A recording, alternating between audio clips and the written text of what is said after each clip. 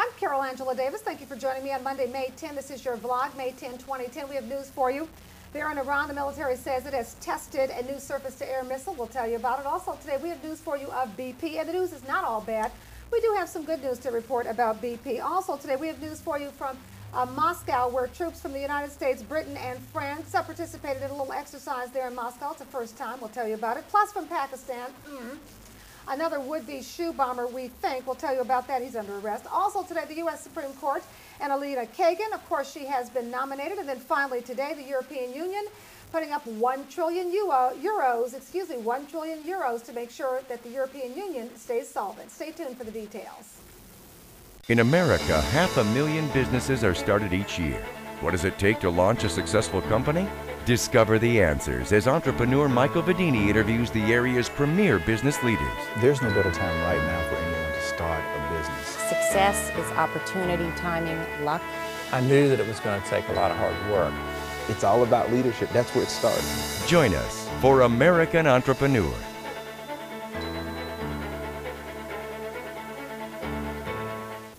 Carol Angela Davis, thank you for joining me for your news and commentary. We're going to begin in Iran, where the military there says it has tested a new surface-to-air missile. Apparently, it happened during war game exercises going on underway in the Strait of Hormuz. Now, the missiles are tested as part of an effort to examine the abilities of the Iranian military and their missile systems. A general there is saying the missile system was designed to enhance the ability to strike naval targets.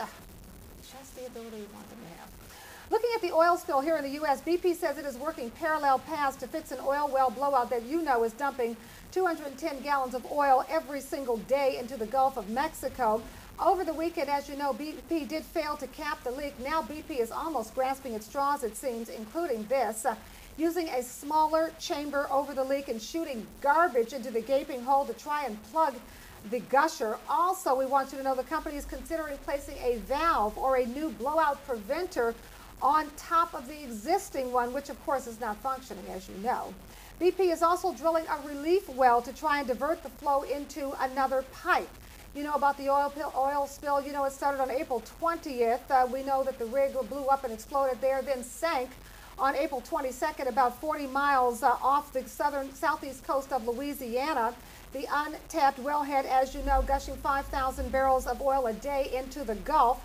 To BP's credit, though, it is trying to work with the locals who, of course, are really feeling the economic pinch of this disaster. The residents, as you know, of coastal Louisiana make their living from fishing in the Gulf of Mexico. This is very critical to them.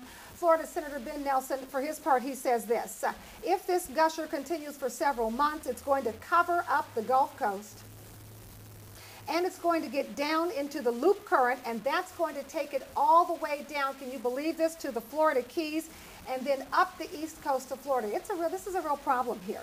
Very, very, very serious. BP, though, has already started to pay some of the fishermen for their lost wages, and for that we want to thank BP for being that kind of a good neighbor. Apparently people go, they make their claim, and they leave that day with a check so that they can feed their families. BP trying to minimize the short-term effects of the damage. Aren't you glad BP is not a U.S. Wall Street firm? Because if BP were a U.S. Wall Street firm, it wouldn't give a damn about those people, wouldn't do a thing for them. So we're happy that BP is not a big U.S. Wall Street firm, and instead is a firm from the European Union, trying to do the right thing, trying to help people, trying to take care of families, which we want to bring more of that into our great country.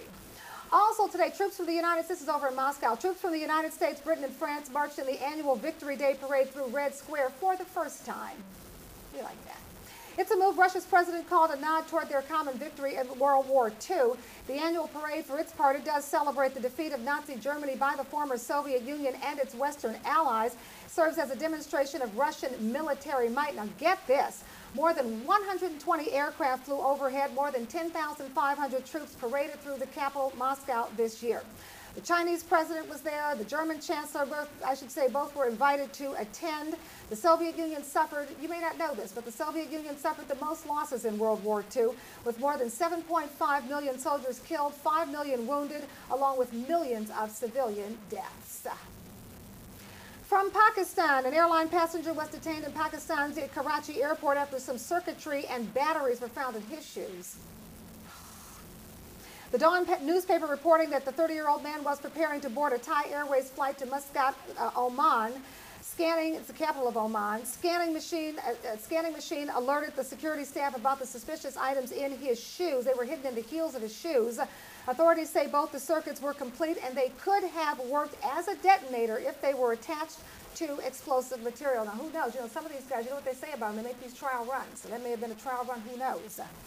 Let's come back to the United States, to the U.S. Supreme Court, where Elena Kagan has been nominated for the U.S. Supreme Court. She is the first female dean of Harvard Law School.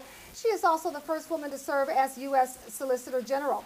She could become the third woman to sit on the current U.S. Supreme Court. Of course, she'd be sitting alongside Ruth Bader Ginsburg and Sonia Sotomayor. It would also make her the fourth woman and the eighth Jewish person to serve on the court. At 50, she would become the youngest justice on the court. Now we turn to the European Union, where it has put 1 trillion euros up to rescue the euro, and the move has halted market panic, at least for now. European officials agreeing that the 16 countries that use the euro would each put up some collectively 440 billion euros in loans, with the EU adding another 60 billion and the International Monetary Fund ponying up some 250 billion euros. The U.S. Federal Reserve Bank, for its part, it has pitched in by making dollars available for the European Central Bank to loan to shaken European banks. The core problem over there, of course, it is low or near zero economic growth, very high unemployment, and governments that they say are unwilling to take painful steps to hike competition or get people to work more and longer, like we do here in the United States. We work more, we work longer, and we still don't have anything to show for it. We're just stressed out. At least they're stressed. They're not stressed out. They don't have anything to show for it, but they're not stressed out, so they're better off than we are. One economist said there needs to be a radical, oh, this is real interesting, listen to this. One economist said there needs to be a radical overhaul of the way that the European governments handle their economies, saying that they need to consider pooling their national powers, all coming together, 16 countries, to create a joint economic government, something we need to also stay on top of. Those are your stories. Thanks so much for joining me. See you next time.